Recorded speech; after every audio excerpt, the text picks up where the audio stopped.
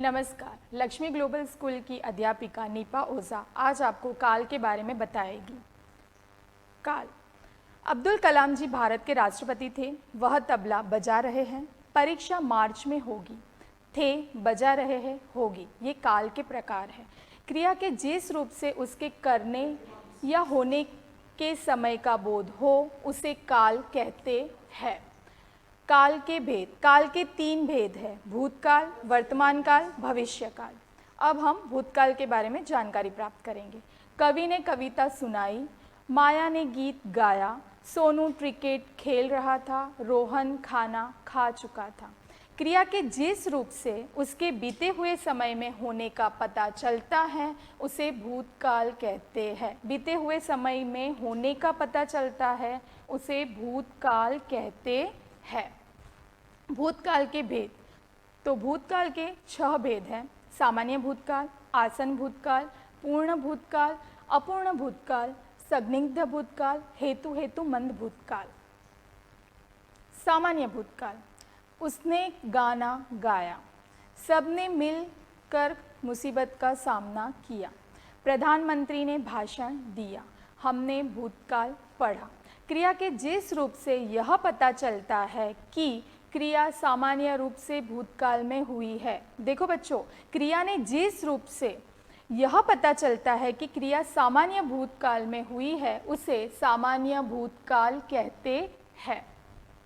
आसन भूतकाल। हमने अभी अभी सामान्य भूतकाल पढ़ा है। मैं बाजार में फल लाया हूँ। हम अभी बस में चढ़ेंगे। तुम अभी कहाँ से आए हो? नीता भोजन करके आई है। भूतकाल की क्रिया के जिस रूप से यह पता चलता है कि क्रिया अभी अभी समाप्त हुई है उसे आसन भूतकाल कहते हैं। पूर्ण भूतकाल। लड़कियां विद्यालय गई थी। शिक्षिका ने राष्ट्रगान सिखाया था। राम ने रावण को मारा था। हम सब घूमने गए थे। भूतकाल की क्रिया के जिस रूप से यह पता चलता है कि क्रिया बहुत समय पहले पूरी हो चुकी है उसे पूर्ण भूतकाल कहते हैं। अपूर्ण भूतकाल। परीक्षा हो रही थी, छात्र खेल रहे थे, वह पढ़ाई कर रहा था, अध्यापिका राष्ट्रगान सिखा रही थी, सब उसने आने की राह देख रहे थे। क्रिया के जिस रूप से यह पता चलता है कि बीते समय में शुरू किया गया काम समाप्त नहीं हुआ है, हमें संदेह है कि वो काम कंप्लीट नहीं हुआ है, पूरा नहीं हुआ है, उसे अपूर्ण भूतकाल कहते हैं। संदिग्ध भूतकाल।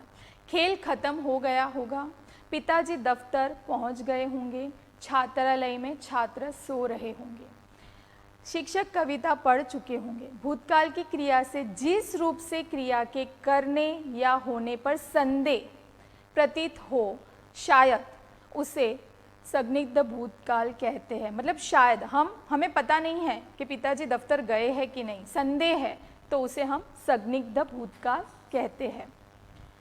हेतुमंद भूतकाल। बड़ों की बात मानते तो यह हालत नहीं हुई होती। अगर कोरोना का कहर नहीं ढाया होता तो हमारे विद्यालय खुले होते। अगर वर्षा अच्छी हुई होती तो अच्छी फसल हुई होगी। यदि आपने मुझे रुपये दिए होते तो मैं भी पिकनिक पर गई होती। क्रिया के जिस रूप से भूतकाल की क्रिया का होना किसी दूसरी क्रिया पर निर्भर होता है।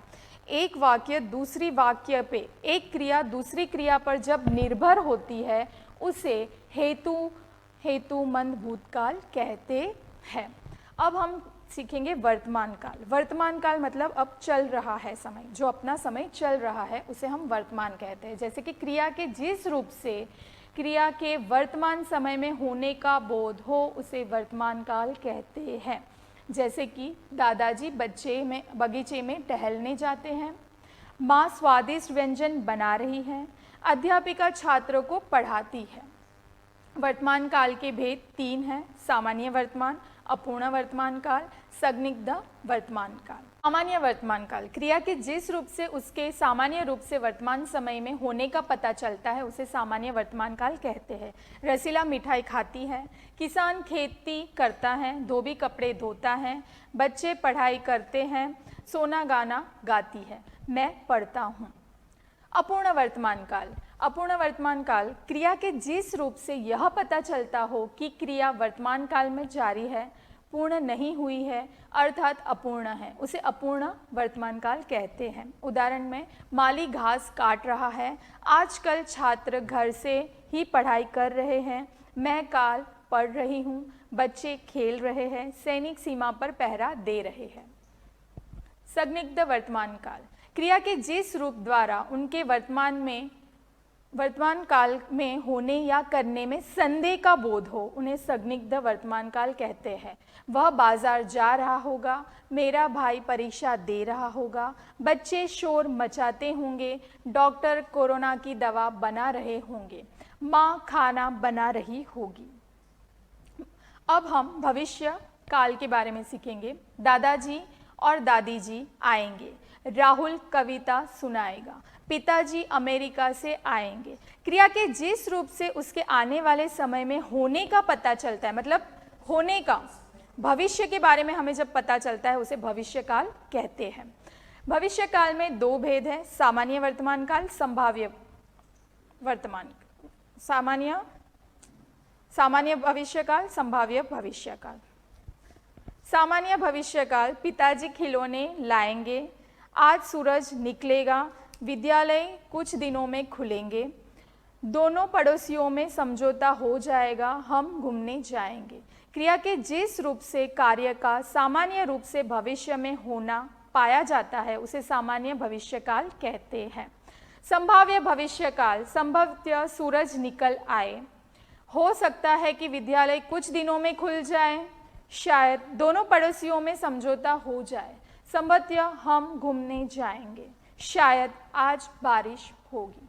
क्रिया के जिस रूप से भविष्य काल में कार्य के होने में संदेह या संभावना पाई जाए उसे संभाव्य भविष्य काल कहते हैं।